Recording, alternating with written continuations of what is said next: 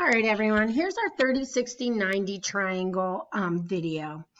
And the first thing you need to understand in a 30, 60, 90 is that we are going to have a side opposite the 30 degrees, and that's what we call the short leg. The longer leg, which is opposite the 60 degrees, is what we call the long leg. And the one obviously across from 90 degrees is called our hypotenuse. Well, the first relationship you must understand is that if you have your short leg across from 30, if it's any number, let's say it's 2, then the hypotenuse will always be double it. So if the short leg's 2, the hypotenuse is 4. If the short leg's 8, hypotenuse is 16. Well, if we know that relationship, then we can do Pythagorean theorem. And if you do Pythagorean theorem every single time this occurs, it always ends up being the short leg times root 3 in any triangle. So, for example, if I have a triangle here and the short leg's 5, which makes the hypotenuse 10, if I do Pythagorean theorem, I'll get 100 minus 25, 75. And then when you break that down, that's 5 root 3. If I have the hypotenuse, let's say the hypotenuse is 20, then I absolutely know, if this is 30 degrees, that my short side's 10. So my lower leg will be 10 root 3. So every 30, 60, 90 ratio, triangle is in a ratio of 1 to root 3 to 2. Now, if you are a formula person, you can do this. Short leg is x, the long leg is x root 3, and the hypotenuse is 2x. And now, whatever you're given in the problem, so for example, if I look at example 4, I have to pay attention to where this is because the 30 and 60 will change.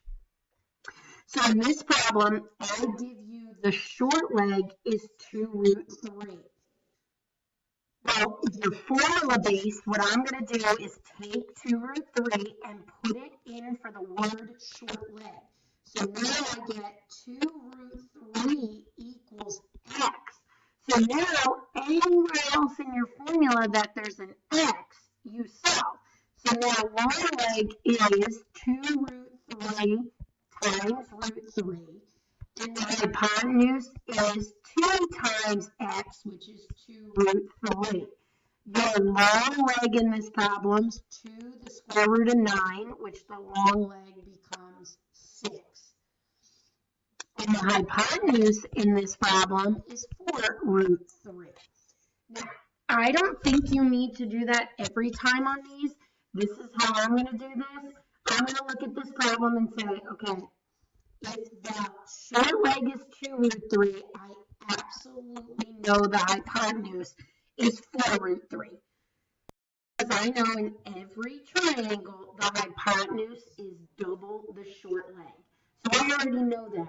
In order to find the long leg, because this is 60 degrees, so in order to find the long leg, it's always the short leg times root 3. So in this case, I know it would be 2 times 9, square root of 9 is 3, so this answer is 6. Okay?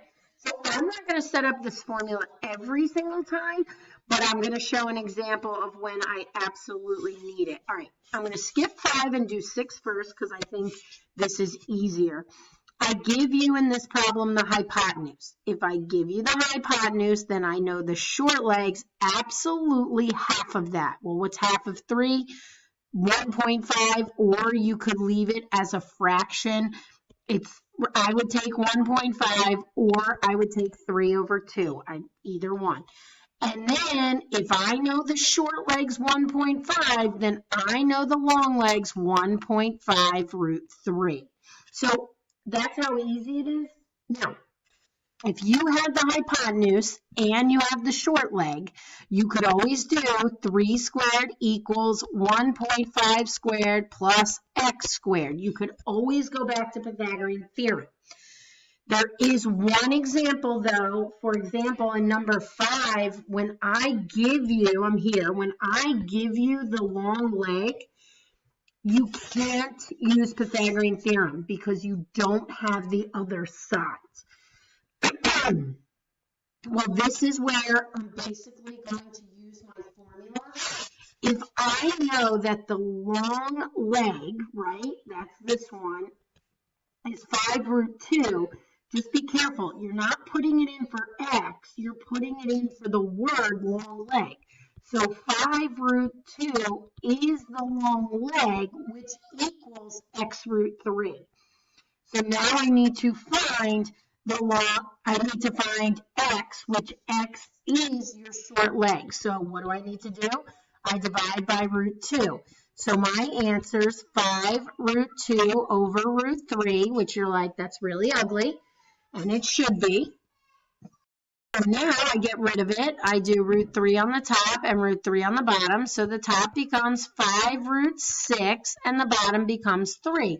It's ugly, but we're going to have radicals. That is x. Well, what is x? X is the short leg. So in this one, that is 5 root, this is 5 root 6. Now, if I want to find what y is, which is the hypotenuse, it's simply just double this. Well, double this is just 10 root 6 over 3. You don't change any other numbers. You don't change the bottom. In order to double a radical, you just double the front number. Okay? So let me go to the other page that I asked you to work on, which was the board work. And I asked you to look at these, okay, numbers 7 through 12. So I'm going to look at 7 real quick, and when you really understand this, there's not much to do. Here, that's the short leg. Well, then I absolutely know the hypotenuse is double that. So the hypotenuse is 10 root 3. Now, you could use Pythagorean theorem and set it all up, or if I want to find the long leg, it's 5 root 3 times root 3. So again, I'm going to get that 5 root 9, and that's 15. So y is 15. Okay? If I look at 8, opposite 8 is the hypotenuse, so the short leg's half of that, and the long leg's short leg times root 3. So that's how quick you can do it. Now let's look at 9. 9 is the one where it's more challenging. Pythagorean theorem becomes, kind of, you can't really do it. Opposite 60 is the long leg. What you have to realize is the long leg is the short leg times root 3. Sorry, I know this one's a little touchy. 18 equals x root 3. So what I need to do is just divide by root 3 whenever you have the long leg. So now I get x is 18 over root 3. Not a bad answer, except we can have root 3 on the bottom. So top becomes 18 root 3 over 3. Careful, try to check 18, 6 root 3.